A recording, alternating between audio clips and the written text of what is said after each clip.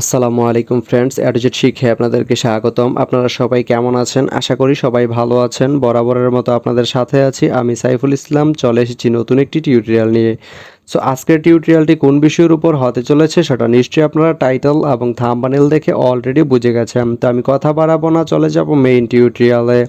আর main টিউটোরিয়ালে যাওয়ার আগে একটা কথা বলে নিতে চাই, আপনি যদি আমার চ্যানেলে নতুন হয়ে থাকেন তাহলে অবশ্যই আমার চ্যানেলটি সাবস্ক্রাইব করে নোটিফিকেশন বেলটি অন করে দিবেন।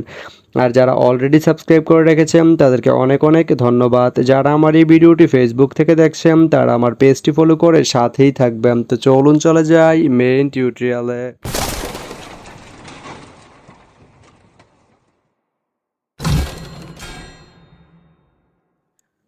তো বন্ধুরা, আজকে আমরা জানবো আপনি জয়পুরহাট থেকে কিসমত যেতে কোন কোন ট্রেন রয়েছে, সেই ট্রেনগুলো ছাড়ার নতুন সময়সূচি, বন্ধের দিন এবং গিয়ে পৌঁছতে কতক্ষণ সময় লাগবে বিস্তারিত।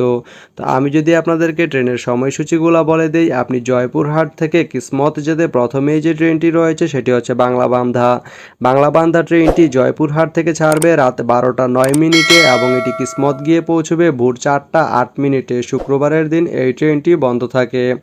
এরপরে রয়েছে দ্রুতযান ট্রেনটি জয়পুরহাট থেকে ছাড়বে রাত 2টা 9 মিনিটে এবং এটি কিসমত গিয়ে পৌঁছবে সকাল 6টায়। এই ট্রেনটির কোনো অফডে নেই।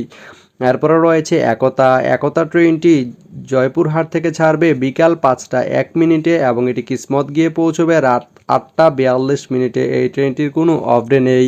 তো আপনি জয়পুরহাট থেকে কিসমত যেতে এই তিনটি ট্রেনের যে কোনো একটি ট্রেন ব্যবহার করতে পারেন। তো ভিডিওটি কেমন লাগলো অবশ্যই কমেন্ট করে জানাবেন। আর ভিডিওটি যদি ভালো লেগে থাকে বা আপনার কোনো উপকারে এসে থাকে তাহলে ভিডিওতে একটা লাইক করে দিবেন, কারণ আপনার একটা লাইক আমাকে অনেক ইন্সপায়ার করে নতুন নতুন আরও ভিডিও বানাতে।